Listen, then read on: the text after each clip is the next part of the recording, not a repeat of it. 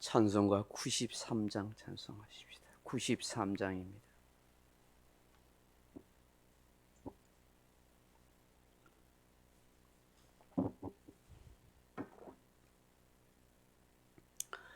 93장입니다. 예수는 나의 힘이요 내 생명 되시니 구주 예수 떠나 살면 재중에 빠지리. 눈물이 앞을 가리고 내 맘에 근심 쌓일 때 위로하고 힘주시리 주 예수. 예수는 나의 힘이요 내 친구 되시니 그 은혜를 간구하면 풍성히 받으리. 햇빛과 비를 주시고 추수할 곡식 많도다. 귀한 열매 주시는 주 예수. 예수는 나의 힘이요 내 기쁨 되시니 그 명령을 준행하여 늘 충성하겠네. 주야로 보호하시며 바른 길 가게 하시니 의지하고 따라가리 주 예수. 예수는 나의 힘이요 내 소망 되시니 이 세상을 떠나갈 때 곧 영생 얻으리. 한없는 복을 주시고 영원한 기쁨 주시니 나의 생명 나의 기쁨 주 예수. 아멘. 하나님 말씀 사도행전 18장 19절에서 23절 말씀까지 같이 읽으십시다. 사도행전 18장 19절에서 23절 말씀입니다.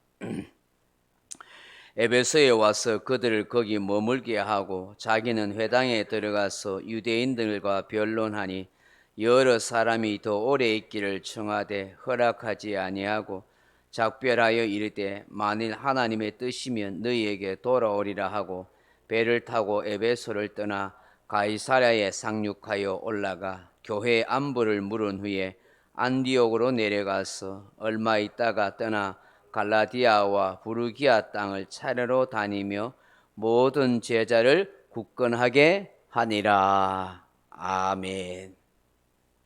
사랑하는 성도 여러분, 우리가 잘 부르지는 않지만 주 믿는 형제들이라 하는 찬송을 지은 분이 계십니다. 이 찬송가를 만들게 된 유래가 있습니다. 1773년 영국의 요커셔 지방에 가난한 교회에 심우하던 패케트 존이라는 목사님이 계셨습니다.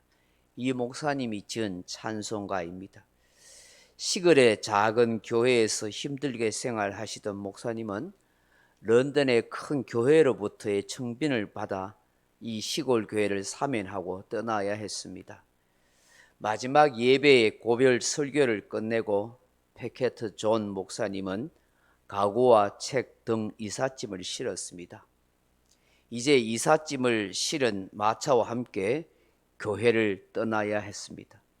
그러나 그 작은 시골 교회 성도들은 눈물을 흘리면서 서 있을 뿐이었습니다. 목사님의 생활을 제대로 책임져 줄 수 없는 가난한 교회로서는 어떻게 할 수 없었기 때문입니다.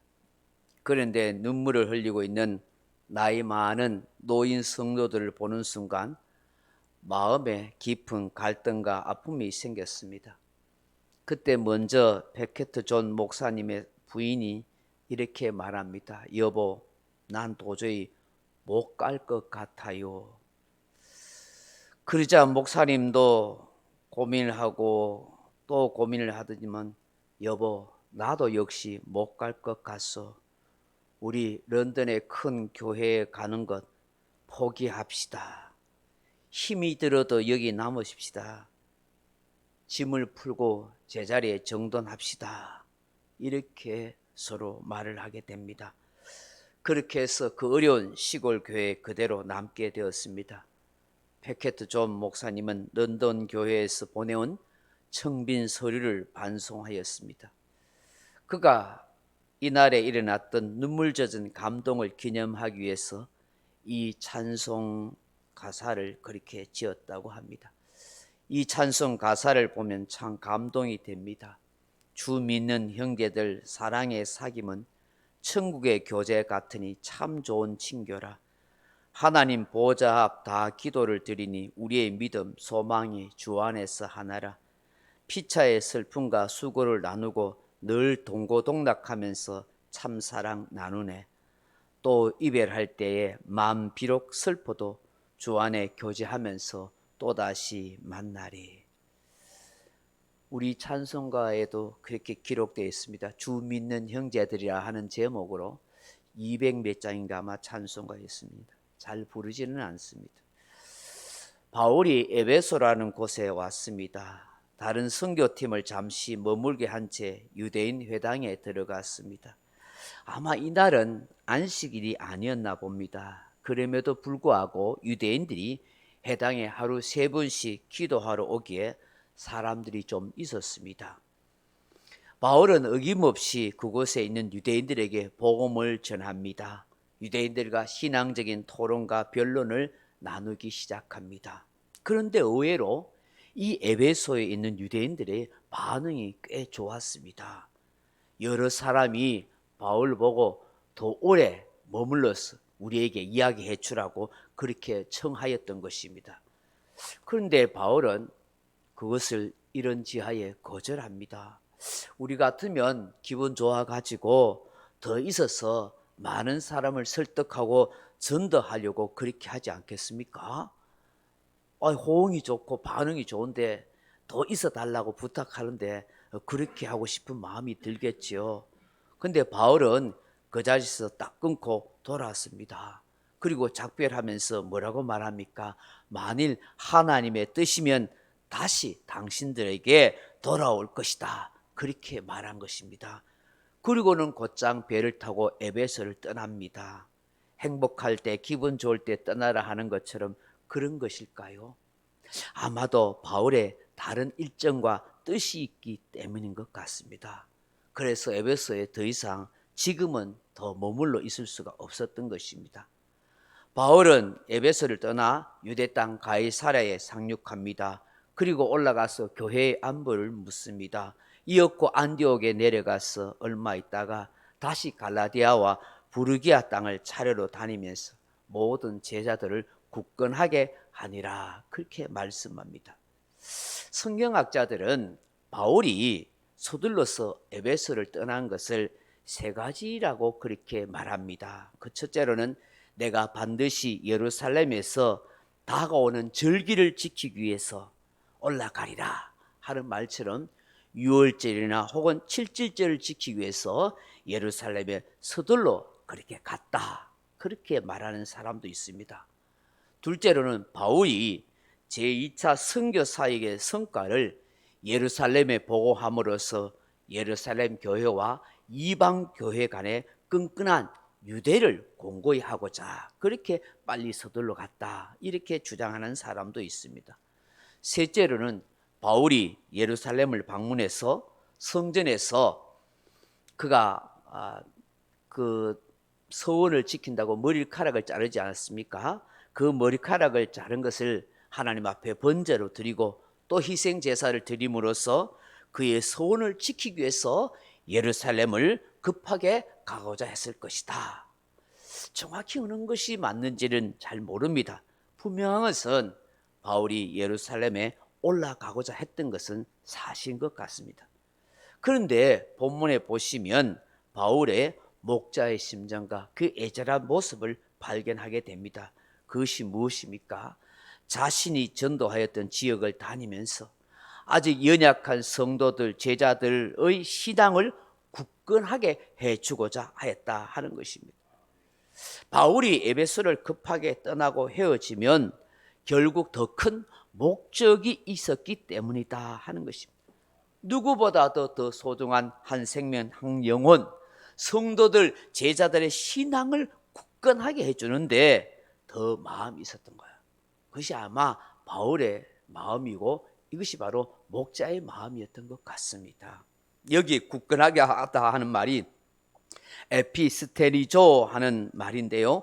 더욱 강화하게 하다, 힘있게 해주다, 더욱 지지하다, 재건하다 하는 뜻입니다.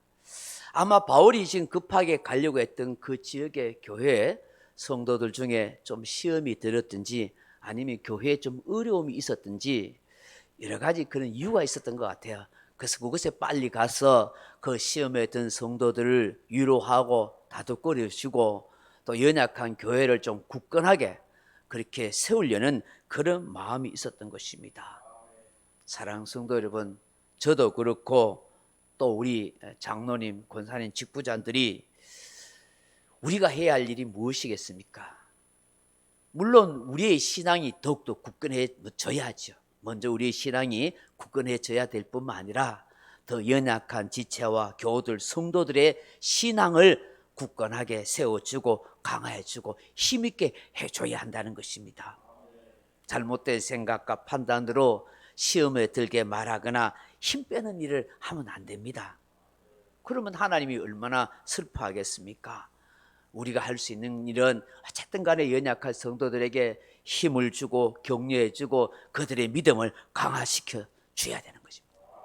그들에게 용기를 주는 따뜻한 말을 해주고 작은 일이라도 크게 칭찬해 주고 인정해 주고 그렇게 해줘야 하는 것입니다.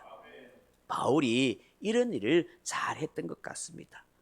앞서 패케트 존 목사님 부부가 그 연약한 시골 교회를 등지지 않고 남아서 그 성도들을 위로하고 격려하면서 아름다운 사랑의 형제의 아름다운 그리스도의 교제를 보여준 것처럼 저와 여러분도 연약한 지체들 성도들의 믿음을 지지해주고 용기를 주는 그런 멋진 그리스도인이 다 되었으면 좋겠습니다. 오늘 이 새벽에 주시는 말씀을 묵상하면서 각자 기도하시다가 돌아가시기 바랍니다. 우리 연약한 성도들 또 지체들을 위해서 많이 기도해 주시기 바랍니다. 각자 기도하시다 돌아가시기 바랍니다.